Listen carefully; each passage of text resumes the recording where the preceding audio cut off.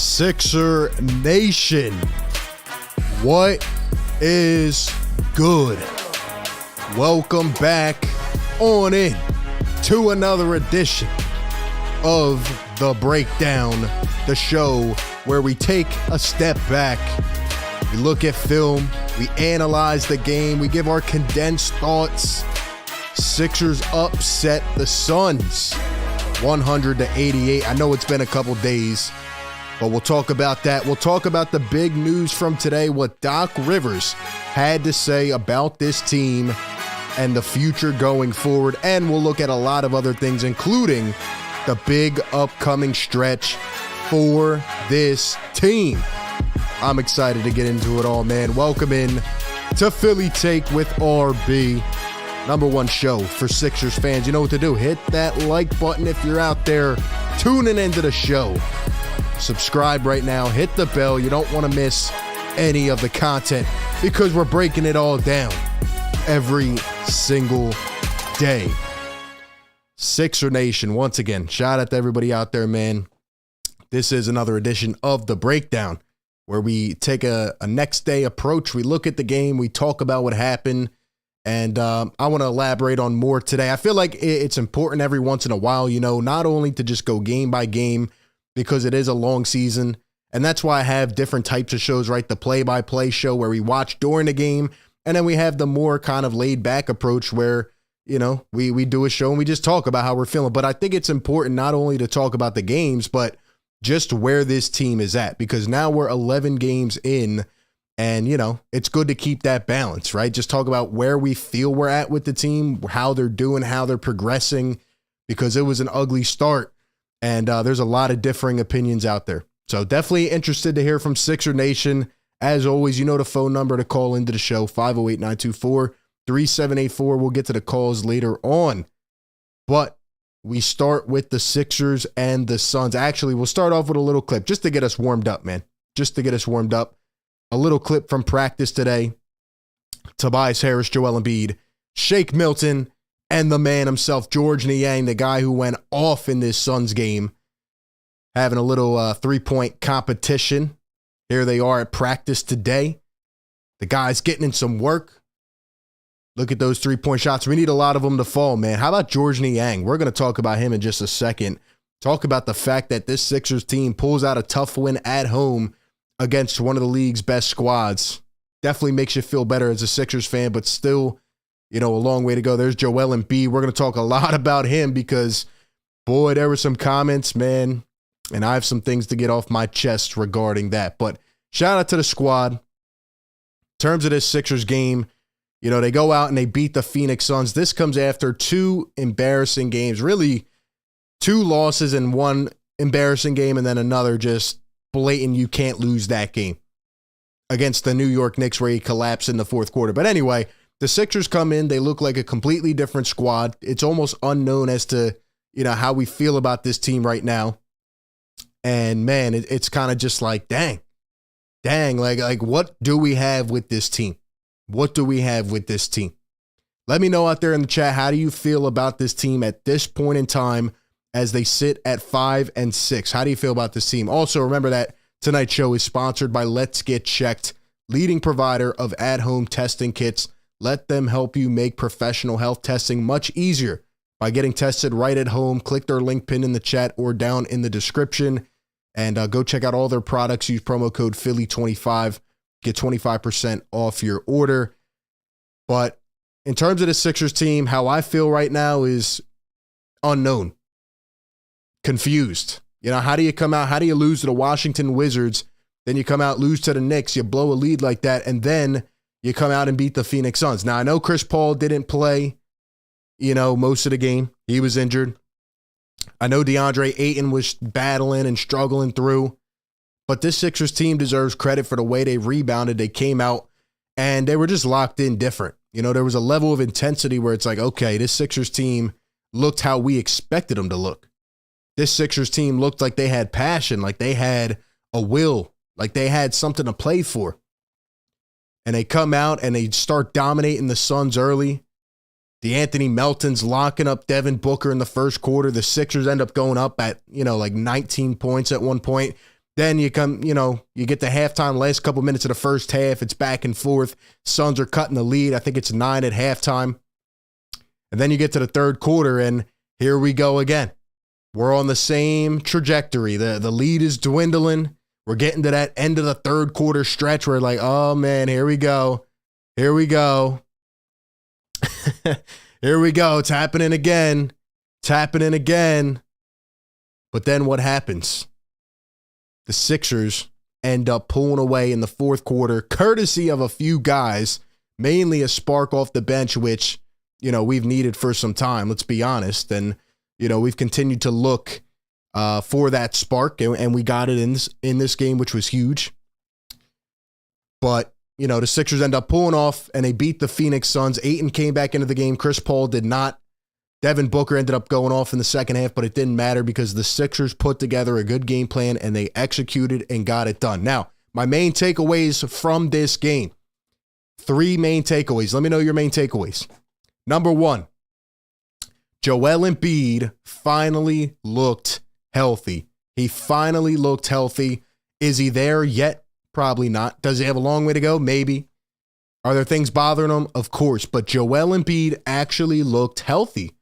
He dominated in this game. Now, you can look at the stats and no, he was not truly efficient. But what about Joel Embiid? He had 33 points, which we have not seen, right? We haven't seen that kind of production from him yet.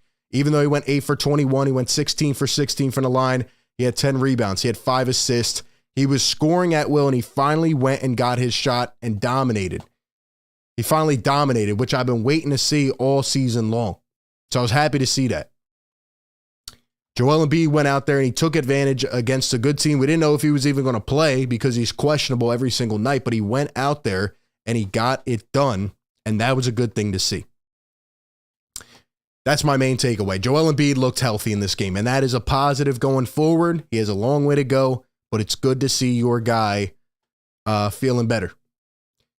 The second takeaway from this game is that Doc Rivers actually is capable, when he wants to, of reading a situation and adjusting on the fly. Now, after that Knicks game, I put out a video and I said that Doc Rivers must be fired. I'm still standing on that. You know where my beliefs are at right now.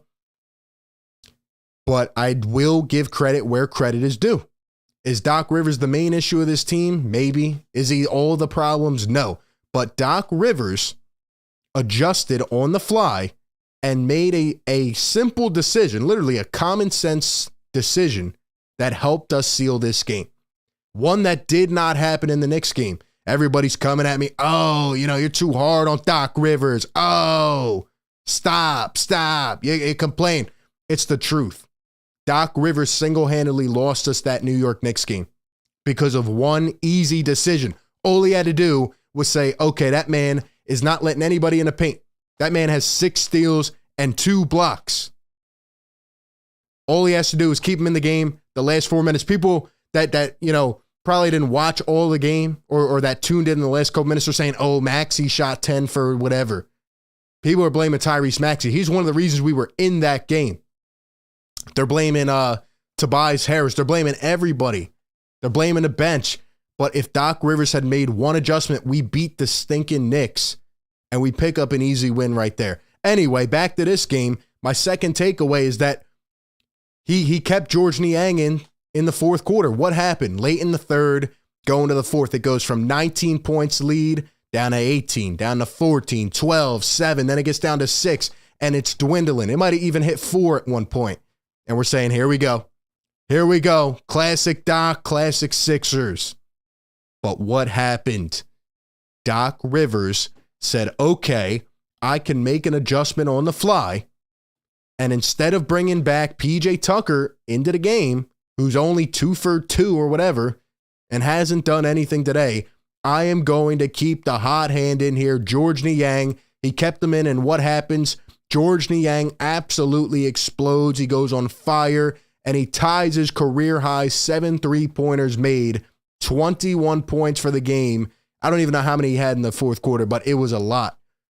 He was the spark that this team needed. He won the game, And Doc Rivers, instead of going to his textbook rotations, instead of taking guys out with 7 minutes to go, he said, all right, I'm going to leave the hot hand in. And that is my point. How easy of a decision was that? If a guy's on fire, you don't take him out. You don't take him out. That is all I've been saying. It's as easy as that. Here's the problem, though. In the long term, do I trust and do I believe he will do that consistently? No, I don't, because of the track record. And I've seen times where he has done it before, but then it all goes to the wayside because then he starts making the same mistakes where he takes his guys out and he doesn't make the right choice. And, it just goes against the common thing to do. So, no, I cannot believe yet that it is going to be this way. But in this game, I will give him credit because he did the right thing. He made the easy decision, and George Niang helped us win this game. This game was won by Joel Embiid and George Niang. You had Tyrese Maxey, who was cold, Tobias, who had a really hot first half and then cooled down. You needed a spark because the Suns were on the way back. Devin Booker was on fire in the second half. He got clamped in the first quarter by DeAnthony Melton. We'll talk about him, but shout out to him because we finally have somebody that can guard guys like that.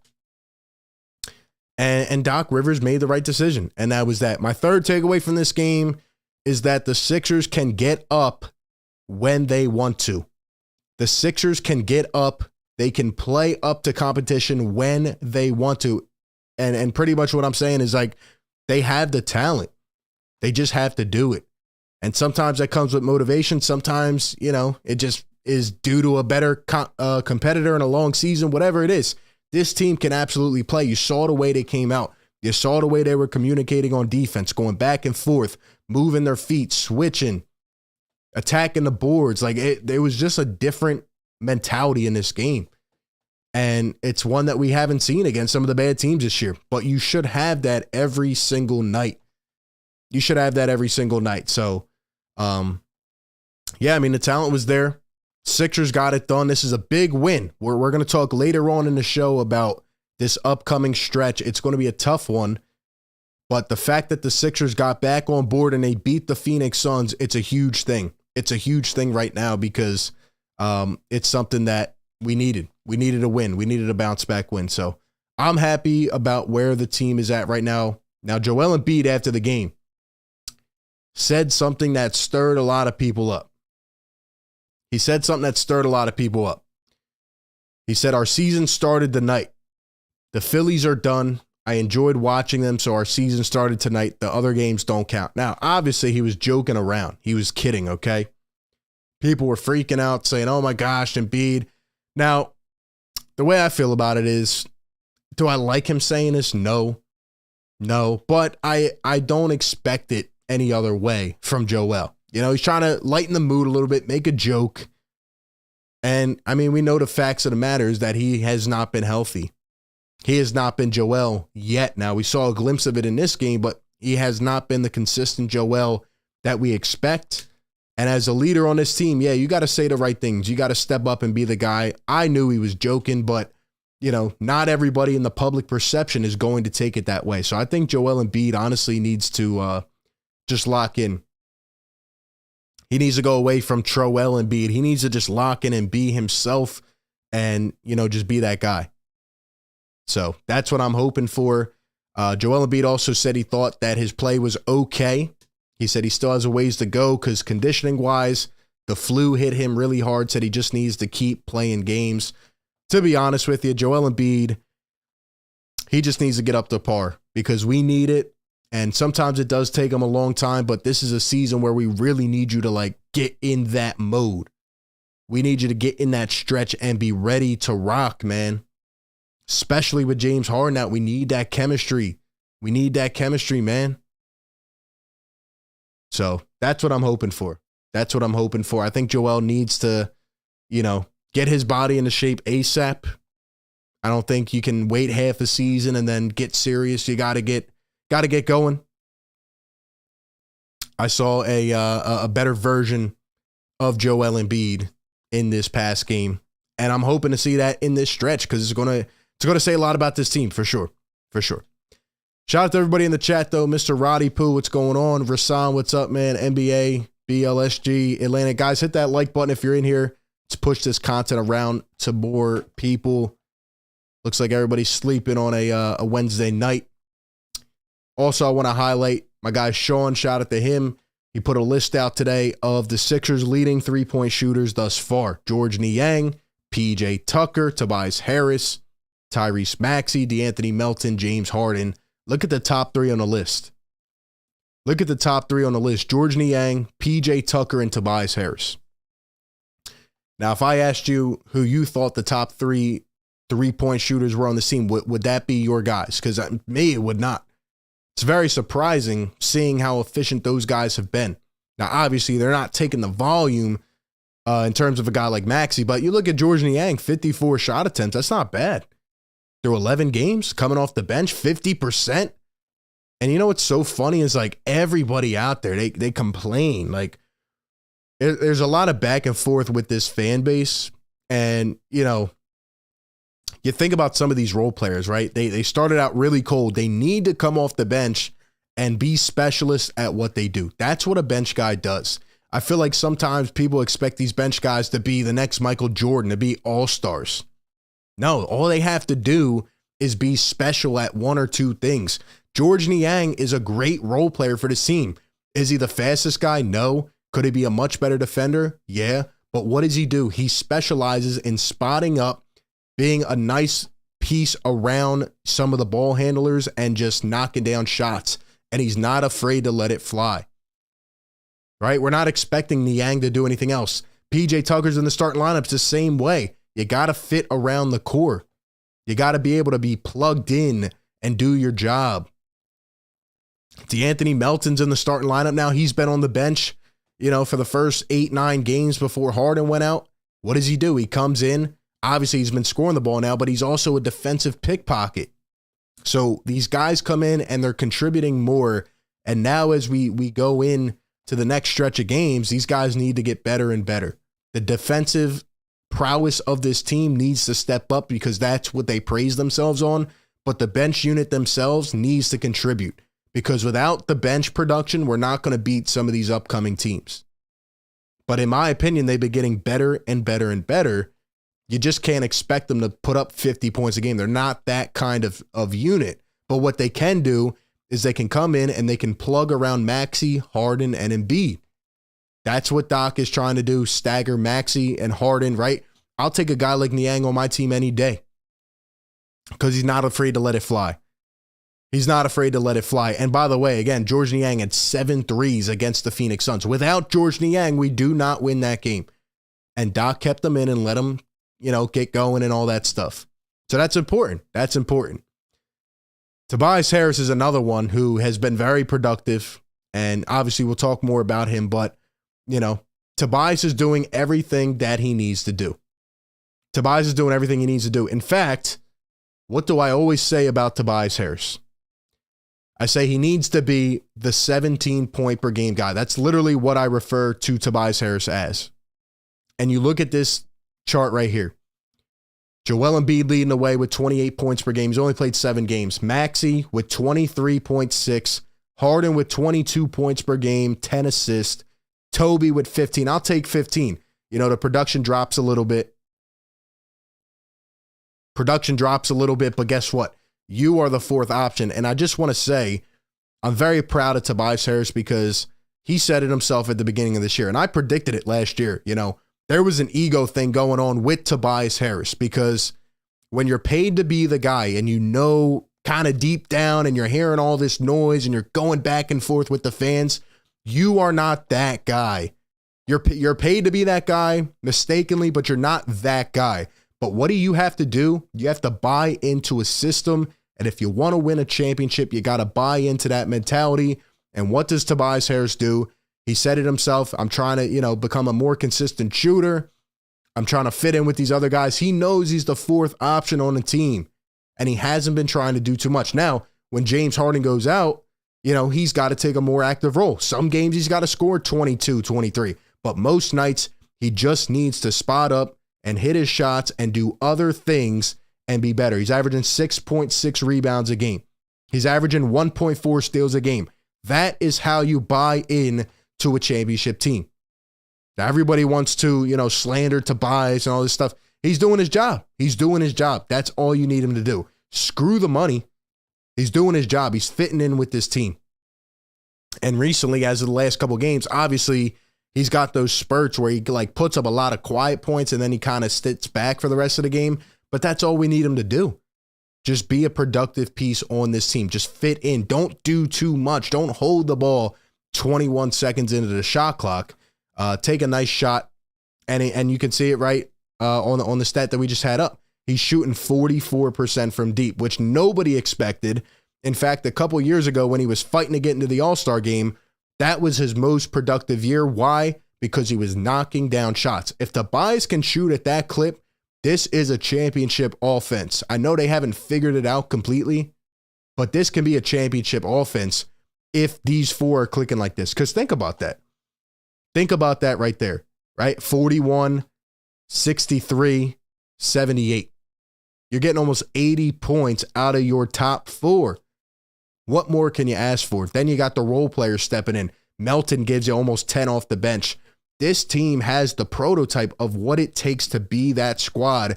They just need to click it together, and they have to utilize their pieces the right way. Everybody else is playing checkers. You got to play chess some nights. Doc Rivers has been going back and forth with the Trez and Reed matchups. You got to do that every single night. You got to match it up and outsmart these other coaches. So that's kind of where we're at with that. Other than that, though, the rest of the guys, Thibault, all of them, they need to step up. Daniel House has been out a couple games. We'll see how much more of a leash he has. But right now, this is what you need, and you need it going forward. Now you might look at these stats and say, well, how are we 5-6? That's a good question. I think it took us a couple games to kind of find that identity, and I still think it's a ever revolving process. It's going to take time. But I think there's a little room for optimism because these guys will be okay. The only question I have is one, when will Joel Embiid be fully healthy? And two, when will James Harden be back and how will he look? That is what I'm worried about, guys. I said it the last couple shows. You don't know what this injury can be for James Harden. You really don't. You don't know what this injury can be for James Harden, and he can't come back and linger and look like he did last year. He needs to come back and be dominant like he was to start the season. James Harden has been fantastic this year. He has been fabulous at what he is doing, not only scoring the ball, but deciphering the whole offense, breaking down the defense, and getting these guys some of the best looks they've ever seen. So we need to hope that he can come back and be that same way.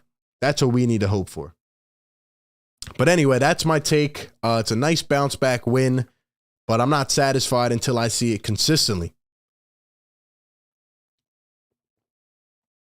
Now, moving on to the next part, Doc Rivers. What did Doc Rivers have to say about this team today? They were talking to him. They were asking him. Of course, he takes a lot of the credit after last game. And this is something that opened my eye today. This is what Doc Rivers said, quote, "I think the turning point is coming anyway. You can feel it. You would like the luck and the health, but we're not going to have that for a while. The guys, you can just feel it. You can feel us starting to get to know each other, starting to get our rhythm." Now, this is nice to hear, right? This is music to the ears, but let me tell you something, okay? Here's where I have an issue on this comment right here. After game 2 of the season, when we lost to the Milwaukee Bucks, they were shorthanded. You came out and said, we're not ready to win. Every night it's been, we're not ready. We're not healthy. This, and that. Right? Everything is kind of a learning process. And he did say it's going to take some time. He said, we're not going to have our health for a while and all that stuff. But my problem is you can't have it back and forth. You can't have it both ways. You can't have it both ways. How are you going to come out early in the season and say we're not ready to win after an entire hyped off season? Okay, everybody has expectations going into this year, and you come out and start the way you did. Maybe the guys need more chemistry and they need more time together. But my issue is You cannot have it both ways. When it's good, it can't just be good. And when it's bad, it can't just be bad. That's why we do this show. We try to look at this team like from a different angle and break it down every day. We try not to get too high, too low, but you can't go and do a 180 now. Like, oh, now everything's good. Our turning point's here. It's coming, right? The turning point should have happened already this offseason. You should have been prepared. In fact, what this shows me even more is that you were just ill-prepared coming into the season. Because the turning point should have been in August. When you bring in these guys, when you bring in the dogs, you should be out here ready to go. You should be ready. But Joel Embiid comes out, he's not healthy. The offense doesn't really flow early on. And you got like a bunch of shakeups, and you don't really know who you're playing at what times, and you don't really know what buttons to push here. And you're back and forth. You know, one game against the Suns, we feel like we're on top of the world. Then the next game, you go up against the Knicks and you blow a lead, and you blow a lead against the Washington Wizards. Like, that's why I said at the beginning when I said, how do you feel about this team? I'm confused because I don't know what they are. That's my issue with what Doc Rivers said here. Do I think the turning point is coming? Yeah, I said that from game one. I think these guys will click and get better. My only thing is, will they be healthy? How will they look? And will Doc Rivers press the right buttons with all of the squad healthy? Because so far, I've not seen that. But, I mean, this is the message you should be preaching. You can't come out after the second game of a season and say we're not ready to win when you're supposed to be a team with championship expectations. So, anyway, that's just kind of how I feel about it. I'm glad that he has like a positive outlook, right? Like, I don't know. I'm glad he has a positive outlook on the situation, but you got to be prepared every night. If this is the real, connotation, if this is the real kind of like resemblance of our team right now, then we should come out and dominate over the next 6 games. So, anyway, that's kind of how I feel about that. Give me your thoughts on, where you're at, what you think, and, how you feel about this team right now. For the rest of the show, we're going to talk about the Sixers and Hawks tomorrow night, and we'll talk about this stretch coming up because I think it's more important than people realize. I think it is. But I want to highlight something Daniel House said. This is kind of just in a different context. This is kind of just on a side note here. But Daniel House Jr. was talking about Matisse Thybulle. They've become friends. They're kind of similar players in a way. And this is what Daniel House said. Stop doubting yourself. Shoot it. You work too hard. You put in a lot of work. And I shoot them with you. You can shoot the ball. Shoot it. We trust in each other around here. And I want to see my brother do good. Yeah, this is what should happen. Matisse Thybulle was out there the other night. He's been making plays on defense. He's trying to earn a rotation spot. But, not trying to nitpick, but like, why has he not been shooting the ball the last couple games? Why has he not been shooting the ball the last couple games? We saw that first game where he hits a couple, and then it kind of goes away. He needs to keep himself on the floor because let me be honest with you. All right, going back to DeAnthony Melton. DeAnthony Melton is a dog. All right, I said I wanted to see how it looked. He is playing incredibly well right now. He's scoring the ball. He's getting better with his handling skills, and he's a great defender. And how long has it been, looking at that Suns game, how long has it been since the Sixers had a guy that we can throw on some of those opposite wings and try to put a little stop on him? All right, that first quarter, DeAnthony Melton had Devin Booker in jail. He had him absolutely clamped, and that was a big start to the game for the Sixers. That's like a big momentum boost, right? When you're going up against one of the best teams in the league, and you come out and you immediately put a stop on one of their best players. So DeAnthony Melton's been great.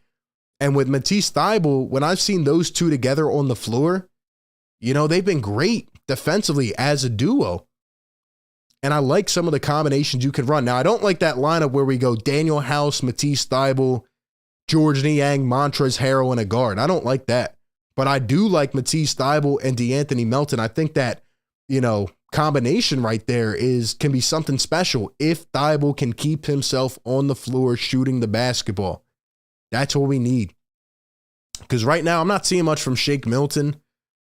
I mean, he kind of looks like the same guy he does every year. You know, has little spurts and flashes, but that's it. Furkan doesn't play, right? You go back and look at the bench. Trez has been okay so far. He hasn't been anything crazy, but, you know, he's kind of alternating with Paul Reed, so you know what you have there.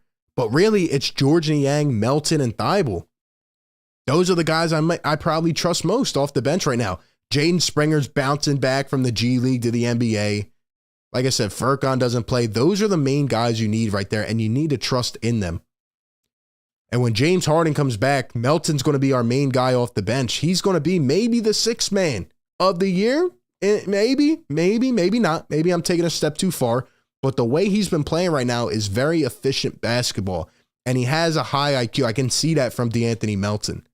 Early on, he was making some mistakes, but right now he's locked in. He knows what he needs to do. He knows what his job is, and he comes out there every night and he fights, and that is a guy I love on my team. So I'm loving what I'm seeing from DeAnthony Melton. I'm loving what I'm seeing from him, but give me your thoughts. Let's see. Jesse in the chat said Doc is trying to save his job. JDH says you can kind of have it both ways with chemistry. If you don't have a lot of time, you'll have good nights and bad nights. You will have good nights and bad nights. My thing is just with how you handle it as a leader of the team. You know, you can't tell them one night that we're not ready to win, and then when it goes good, you say, "Oh, well, you know, we're here. Our turning point's here. We're going." Like, you got to be every night. You got to say, "Okay, we need to have confidence as a team. We need to go out there prepared, ready to go. And if we don't get the job done, fine. But we can't have nights where we're just slouching through the motions. Maybe once in a while, but not the way that this team has done it early in the season." And that has been my issue. That is my issue. Because you look at all the talent you have on this team, you know the expectations, and some of the nights, I mean, against some of these bad teams, you come out and you're just moping around. So, I don't know, man. I think Doc Rivers needs to hold these guys accountable, and I think he needs to hold himself accountable, which he hasn't done much. But this game against the Suns could be a great stepping stone. It was a great start to what is going to be a tough stretch, especially after you blow those couple games against the Wizards and Knicks. You have to have a good stretch here, and I think it's very important. And it's something that I want to talk about in depth. We'll start off with the Hawks game, but we'll talk about the entire stretch. And I want to hear from you. So give me your thoughts in the chat. If you want to call in again, 508-924-3784. Give me your thoughts. Everybody hit the like button. Thank you for being here. This is the Breakdown Show where we talk about the games, you know, more in depth. We take a little relaxed approach. We look at everything, break down some plays, all that stuff. So we're bringing the content. I feel like people are kind of like, not back and forth, but like on the edge with the Sixers right now, you know, because I feel like they're looking at it the same way I am. They're kind of confused, right? Like, what version of this team are we going to get every night? With James Harden out, there's an opportunity for a guy like Tyrese Maxey to step up and be that guy. Something I saw in the Suns game that I thought was really great, and I give Doc Rivers credit for, is we were running a lot more Maxey Embiid pick and roll. That was a reason why Embiid was so successful as well, because DeAndre Ayton is not the toughest guy down there in the paint. And the Sixers just do a little action and they get guys open. Now, again, Maxey was cold. That's not really characteristic of him. But what did he do? He kept getting his guys open looks. We know that with James Harden out, Maxey needs to find his shooters and he needs to take more of a facilitator role. And he was getting Joel Embiid wide open with these pick and rolls, and he was finding them. And that's a big improvement to the offense. And it's, you know, it's something you can run. You can throw in a lot of different unique things with these guys. This is a very unique set of skills, right? And I feel like they can all complement each other, but you just have to find that right balance. And for the first 6 games of the year, we didn't have that. We didn't have that balance. So it's very interesting. Very interesting. Anyway, we are going to talk about this next stretch. I have some pretty bold thoughts. I would love to hear what the people out there think. But before we do that, real quick, let me tell you about the sponsor of tonight's show. Shout out to Let's Get Checked, leading provider of at-home testing kits. They make professional health testing much easier by letting you get tested right at home. Once you order one of their tests, they send it to you right in the mail, comes to your front doorstep. and you take the test, you send it back with this discreet packaging right here. It looks just like this. You send it back, and once it arrives in their laboratory, your confidential results are available within 2 to 5 days. You can check all of it in real time on the app, or a member of their team will call you to go over the results. And the LGC labs are CLIA approved and CAP accredited, which are the highest ranking levels of accreditation. They take care of you, and they know what they're talking about. And essentially what their goal is to, eliminate that tedious process of going to the doctor's office and having to go through the insurance and all that stuff. And they make it 10 times easier. They expedite the process. You get tested right at home. You don't even have to leave your house. So go check out all their inventory. They have everything, both male and female types of tests, things for both people, whether that's, thyroid, diabetes, cholesterol. You can have tailored things like a hormone test or fertility or whatever it may be. Go check them out. Their link is pinned in the chat and down in the description. And they have a huge inventory, so check out all their tests and use promo code Philly25. Get 25% off any test on their website. Shout out to Let's Get Checked. Speaking of checked, let's check in on the stretch coming up for the Sixers. So this is a thought that I put out on Twitter, and I put this out earlier today. I said this next stretch for the Sixers will be crucial. You got Atlanta Hawks tomorrow night, and you got them on Saturday. A back-to-back, one in Atlanta, and then you're coming home to Philly. By the way, 5-game home stretch for the Sixers after tomorrow night. So you got the Atlanta Hawks tomorrow. Then you got the Atlanta Hawks at home on Saturday, which is the first of a back-to-back at home, because on Sunday you play the Utah Jazz, who, by the way, have been the best story in the league throughout these first 11 games. How are the Utah Jazz in first place? They're first in their division. They're one of the best teams in the league. They were supposed to be tanking. Danny Ainge got, 11 first-round picks for Gobert and Mitchell. You got Markkanen out there looking like a freaking marksman. You got Colin Sexton, Talen Horton-Tucker. It's just been a crazy thing. It's been an interesting start to the season. That is without doubt. Okay, the Jazz are on it. I don't know what's going on, but it's going to be a tough game. But based off how they are playing, they have talent, and they're well coached. It's crazy. Anyway, the Hawks twice, you got the Jazz, and then you got the Milwaukee Bucks, Minnesota Timberwolves, who have been up and down, but they have some talent on that squad, and then the Brooklyn Nets. Who knows what that team's going to look like? By the way, they hired Jacques Vaughn today.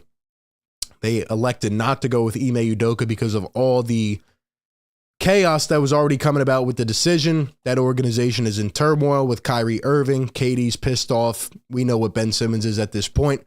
I don't need to dive into that, but, we kind of called the whole thing anyway. Anyway, Sixers got a tough stretch coming up. And here's why I think it is going to be one of the most important stretches of the season. I didn't think this early on, but look at a 5-game home stretch. You're 5-6. This could be the difference between going 3 games above 500 or really sinking the ship. Now, you came out against the Phoenix Suns and you looked competent. You looked like you can hang with any team. But now, you got the Atlanta Hawks twice, right? The Atlanta Hawks, by the way, are 7-3. Now, if you look at their schedule, the Atlanta Hawks did not really play many good teams, okay? The Atlanta Hawks have not played many good teams. They beat the Magic. They beat the Pistons twice. It is what it is. They're still kind of getting together as well. But the Atlanta Hawks last game a couple days ago beat the 9-0 Milwaukee Bucks. They beat the Bucks with Giannis. By the way, they didn't even have Trae Young. No Trae Young. The Atlanta Hawks went out there and put a pounding on the 9-0 last undefeated team, Milwaukee Bucks. That's not going to be an easy win. Now they have confidence. Trae Young is day-to-day. I think he's going to end up playing, but he comes back. You got DeJounte Murray, who's averaging 20-plus, along with Trae, obviously. They got a lot of athletic dudes. They look a little bit different from before, but, the Hawks can at least give you a tough fight for the next 2 games. Then the Jazz, like I said, they're playing out of their minds right now. The Bucks are 9-1. And then you got Anthony Edwards. I still don't believe in that Cat and Gobert combination, but you know, they have talent on that squad too, right? So they can give you a little bit of a fight. And then the Brooklyn Nets is, of course, is going to be like a high energy, like played up game, even if some of the guys don't play or whatever. And without James Harden, and now you have Joel Embiid back and he looks, somewhat healthy, you have to come out here and dominate. If the Sixers go 4-2 in this stretch, I deem it successful and I'm happy. If they go 3-3, I'm sitting here thinking, okay, like I'm satisfied, but am I really happy? Remains to be seen. If they were to go like 5-1, I'm back on the train. I'm happy. Things are amazing. If they go anything lower than 3-3, we have problems, ladies and gentlemen. I know James Harden's not here. He's not healthy. You should be able to win some of these games. Just because James Harden isn't in, I know he's such a productive piece on his team. He's like the glue guy for this entire squad right now. But with how Maxey has looked, and now he's going to be given more touches with the way Tobias is putting things together, Joel Embiid, the bench is starting to step up. You have to win 4 of these games, in my eyes. And where it really, really feels to me like this is the stretch is now everybody doesn't know what to think about Doc Rivers. Because again, he goes out, he blows a game against the New York Knicks. Then he comes out and he helps win a game against the Suns. What will Doc Rivers do? Will he optimize the guys we have? Because if he does that, the Sixers can win these games. Obviously, Joel Embiid needs to be playing and Maxey, all that stuff. But will Doc Rivers make the right decisions? Like I said earlier, one of my keys to the Sixers-Suns game, he actually made the right decision and read the room. If we're up against the Milwaukee Bucks, is he going to pull Paul Reed, who can probably give Giannis a little toughness, a little fight, just to play his guy in Montrezl Harrell, or is he going to go with the better matchup? Going up against the Utah Jazz, Lauri Markkanen's on fire. He's able to move really well right now. What are we going to do against them? How is our offense going to look? Is it going to be primarily Joel Embiid and Maxey's a side guy, or are they going to play off each other? These are the things we need to look for. I think you need to take both from the Hawks. I think you can. I don't think anybody on the Atlanta Hawks can stop Joel Embiid. And I know Clint Capella and all. Clint Capella has no business handling Joel Embiid. I'm telling you right now. He has no business staying with Joel Embiid. Joel Embiid should be able to come out and dominate the Atlanta Hawks. And if he is healthy, I expect him to do so. And please, I really don't want Joel to sit 3 of these games. Now, if he's unhealthy, yeah, I get it. But we should be able to come out here and dominate these first 2. Jazz can go either way. Like I said, they're on fire. The Bucks, Timberwolves, Nets. We are going to learn a lot about this Sixers squad. We really are. Who are they? What can they do over a sustained stretch? And back to what I said about this being a home stretch, 5 in a row at home. You cannot upset yourselves on your home floor. You cannot upset yourselves on your home floor. So give me your thoughts. So, what do the people predict will happen? What do you guys think the Sixers will do during that stretch? Feel free to call in if you'd like or drop it in the chat. I want to know what you guys think. Because I think this is one of the most important stretches upcoming of the year. A guy that I'm really looking forward to, to seeing improve is DeAnthony Melton. I think he's going to have more time. He's going to have more say in the rotation. He's going to be handling the ball, but he can be like that off-ball guy that also helps put a stopgap on some of those opposing scores, right? You're going to see some good players. You're going to see Trae Young. You're going to see, Markkanen and Colin Sexton, who's balling right now. And the Jazz have all those little pieces that just kind of piss you off sometimes. You're going to see Giannis, Drew Holiday, guys that will be in the playoffs. Right now, the Eastern Conference is crazy. Right now, the Eastern Conference is crazy. Because, you have the Cavaliers, right, who are also just playing out of their minds. Are the Cavs legit? They're 8-2. Boston 7-3. Atlanta 7-3. The Sixers are 10th in the conference right now. This is one of the most important stretches because if they can come out and win 4 out of 6, boom, there they go, right up the ladder. And you're playing some of the teams that you can take games off of. You're playing some of the teams that can help get you right up the ladder. But right now, 10th is not a good spot to be in. But the thing is, you're only a couple games away from second, from third. So, man, we got to figure this out. We got to figure this out ASAP. You got the Cavs 8-2. They're second in the conference. You got Boston tied with Atlanta for third. They're both 7-3. Jason Tatum's playing really, really solid ball right now. He looks really good, right? Celtics have kind of, I guess, like an interim coach, if you want to say. They're out here doing their thing. Milwaukee looks, I mean, they looked untouchable until Atlanta went in and beat them the other night, which kind of scares me because now Atlanta, by the way, is on a 3-game winning streak. And so is Boston at number 3, and they're both kind of in their groove right now. And that's what scares me about tomorrow night. That's what worries me. We're in Atlanta. We're going to their building. That team's 3-0, and they just took down the 9-0 Milwaukee Bucks. The Sixers need to go out there, all right? And let me tell you right now, all right, because we will be live for the game. So come through, right? We go live during the game. We break it down as it happens. We break it down after as well. All I have to say right now is that the Philadelphia 76ers need to come out tomorrow night with their you-know-what on fire. They can't come out playing lazy and sloppy. They need to come out the same way they came out against the Phoenix Suns. They were ready to go. They were locked in. You saw it in their eyes. They were pumped up. They were playing like it was game 4 of a playoff series early on. They were locking up these guys. Now, again, the lead started to dwindle, which happens every Sixers game, which is not good, but it we got the spark we needed. But early on in the game, we were the more dominant team. Of course, shots were falling, right? That's a big thing. Some nights it's just not your night, but you got to be out there ready to go. I don't want to hear, oh, our turning point is here, and then we come out and have a stinker tomorrow or on Saturday. No, that can't happen. That can't happen. See, I hold this team to a high standard, especially this year because of what is on the line. Some people may think of it differently. In my opinion, you know where you have to get this year. I've said it millions of times. This is what you do during the regular season.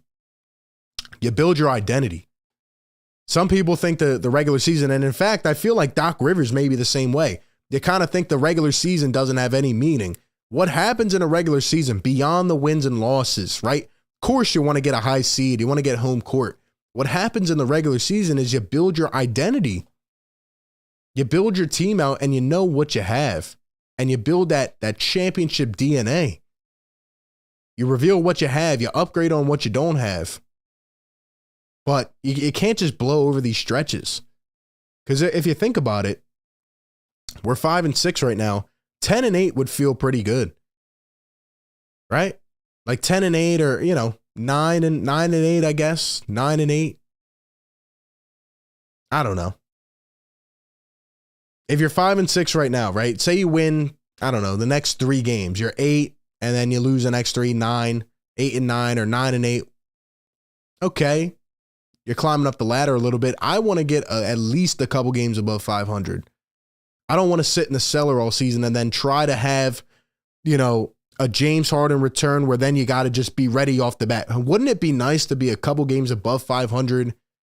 Or, feel like you're on a good stretch when Harden comes back so he doesn't feel like he needs to have that pressure, right away to come out there and produce. Of course he does, but you don't want that to feel like the desperation button, if that makes sense.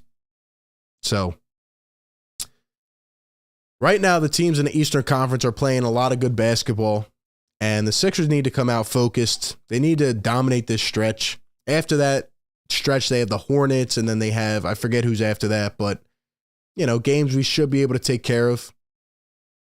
So I don't know how to feel about this team. I'll take it back to the original point. How do you feel about the Sixers right now? I don't know. I'm confused. I'm confused, man. I don't know what they are yet. And, it's like teetering back and forth. It's like a seesaw. Like one day we feel really good. Then the next day it's like, man, how do you blow that game? And this is why I was so frustrated after the Knicks game. There's a couple games that you always remember throughout the regular season. I will continually remember that Knicks game because those are the easy wins that you got to pick up. What do they say? Don't play with your food. Take care of the easy ones. Those are the games that you have to take care of because you had them. They were dead to rights. The Wizards game, you probably should have won too. So you got to come out and take care of your business. You got to come out and take care of your business. And, you know, we'll see what happens, but you got to build this team going forward. Now that Doc Rivers is talking the way he is, I don't want to see us go reverse. I don't. I want to pull up the stats again because I want to take a look at something. So earlier I said that the top 4 guys are averaging almost 80 points combined, which is crazy. You wonder how you're 5 and 6. Well, the defense has been bad. Now, the defense the last couple games has looked better, but it hasn't been put together as a whole product yet. So look at this, right? You got Maxey shooting 50% from the field almost and shooting almost 42% from deep. Joel Embiid's averaging less than 30% from deep. He's taking 3.5 threes per game. And you have James Harden averaging 33% from deep. Tobias Harris is averaging 44% from deep. Other than those guys, like, I did not expect it to look like this so far. I know they haven't been fully healthy, but look at this. Like, Tobias Harris, George Niang, PJ Tucker. Like, those are the guys that we're relying on right now to shoot the basketball. It's crazy.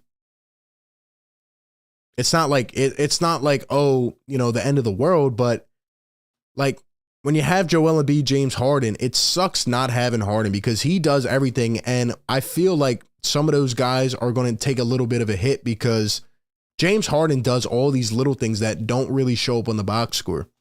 Like I said, he's like the anchor. He's like the glue piece. You know, this is where Maxey needs to take a step in that facilitation role because I feel like Tobias is going to have a more active role in trying to play with the ball, and you just can't overdo it. I want him to stay in this groove that he's in right now. DeAnthony Melton, I wouldn't mind taking over some of the ball duties because the way Tyrese Maxey looked without Harden the other night, it's like, uh-oh.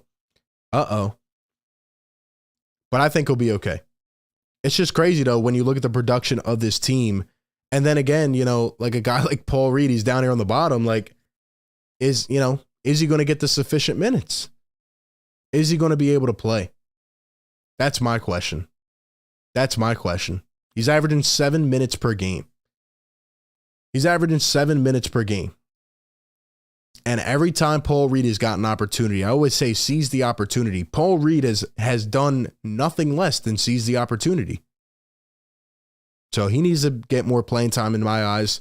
I still wish we would have had a guy like Isaiah Joe. I say it every show, but you got to have as many shooters as possible.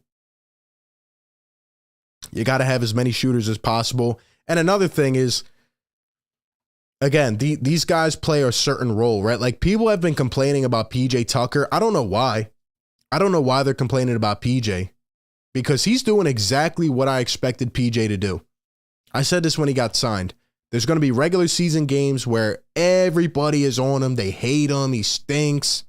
This is just who PJ Tucker is.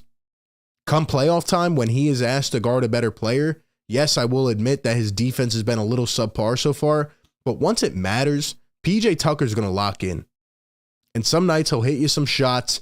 He can be a vocal leader out there. I don't know how people are complaining about PJ Tucker right now. Because he's doing exactly what he does his entire career. He's doing what he does his whole career. And he's shooting the ball 45.5% from deep. So come on, man. Sixers fans need to, they need to take a little bit of a chill pill in terms of coming at certain players because, right now it's more of the team things that are holding us back. It's more the team things, the not playing defense, the not communicating, the not knowing who to go to and what situation things that are holding us back. It's not the talent level of these guys. And I think they will be okay in due time. But if you come out and you don't have the energy and you're not ready to play, You gotta look at it closely. And I really think this next stretch of 6 games will tell us who this team is, or at least give us a deeper insight as opposed to what we've seen so far. Because the first couple games of the year are always overhyped, they're overplayed. But in reality, what are you looking for? You're looking for a win or a loss. Sixers dropped the first couple. That game against the Spurs was awful. That's one I'll definitely remember. But I'll also remember the Suns game because that gave me hope that, like, okay, this team can play. It's just, will they? Do they have the motivation to? Because at some point, you look at this team the last couple years, and when do we start to question, like, does this team have enough leadership? Well, we did that last year, the year before. We went out and addressed it, and for certain games this year, it looks like we don't. So when do we start saying, all right, when do these guys look at themselves? When do we look at everybody on this team and say, man, like where is it? Where is it? But those are just some thoughts kind of bouncing around my head. I don't know, man. I think it's a long season. I do agree with Doc Rivers that at some point things will, turn around like they have to. And I think they've started to.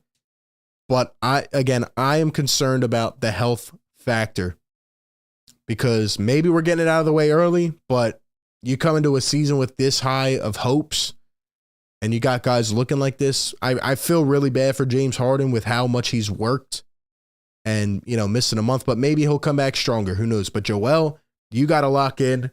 No more of these comments like, oh, the games don't count. Yeah, every game counts. Every game counts. You got to set the example. And Doc Rivers, you got to do the right things. You got to preach what you're saying out here. You got to practice what you preach. So, anyway, those are my thoughts. We'll read a few comments and then we'll get up out of here. Once again, appreciate everybody being in here. Please hit the like button. Let's get this up to 100 likes. Thank you all for being here. Maxey, what's going on? He says the Bucks and the Celtics are both intimidating. Cavs are concerning. Not seeing much else to be worried about, but the East is strong. East is very strong. East is very strong.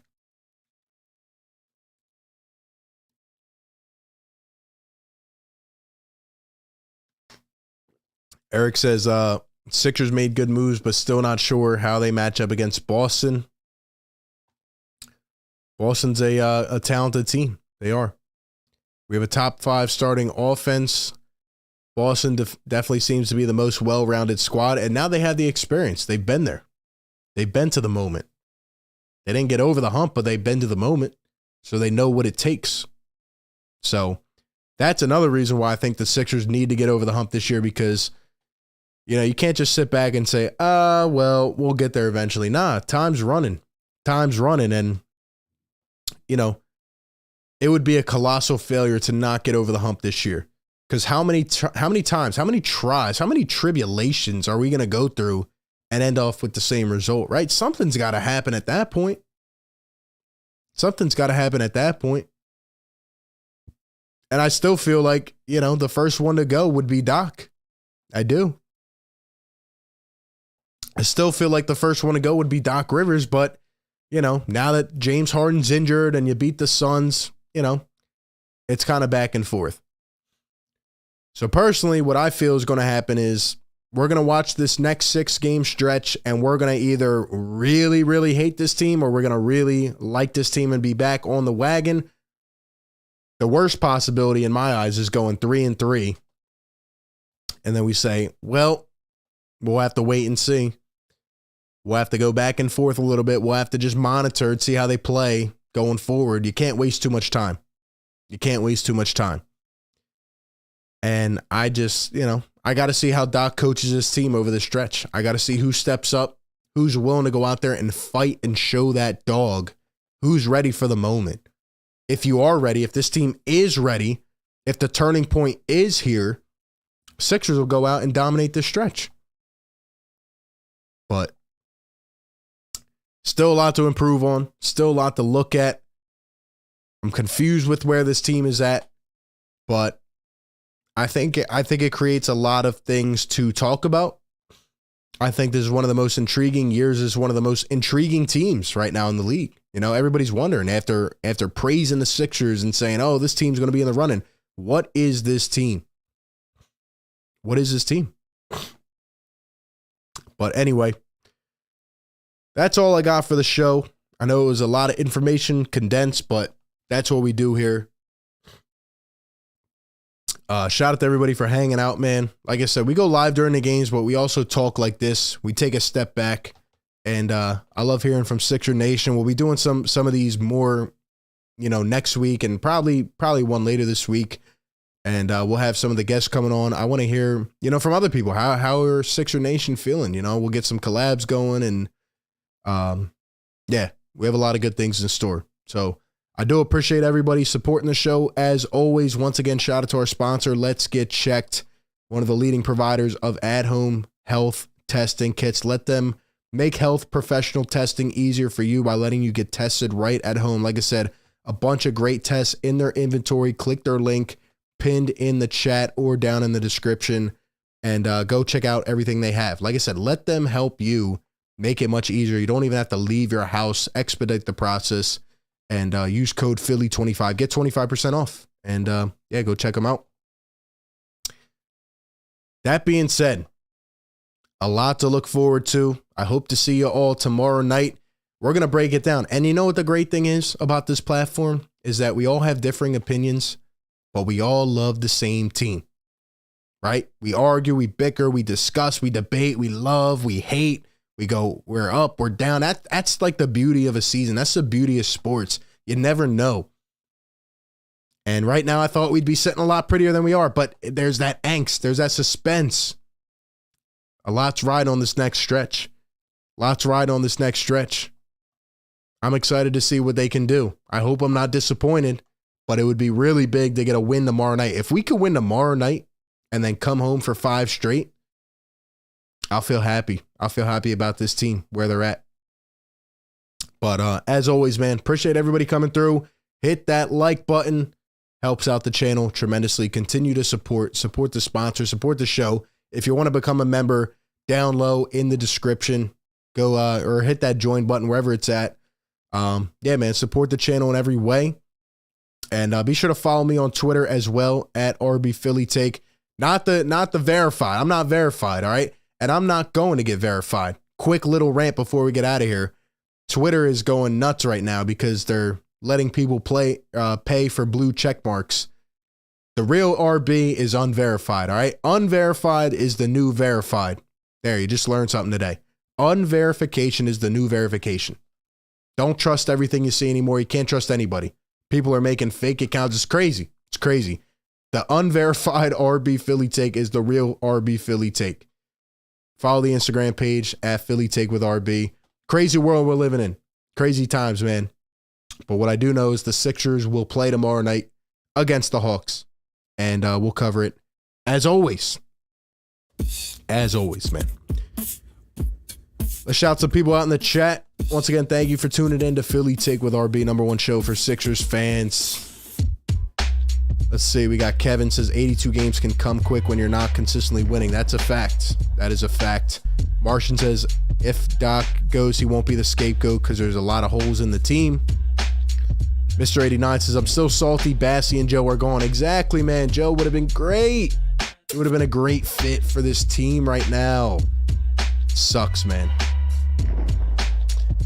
Christopher says, up the thumbs up before you guys roll on out. Let's go Sixers. You know it. Hit that thumbs up, man.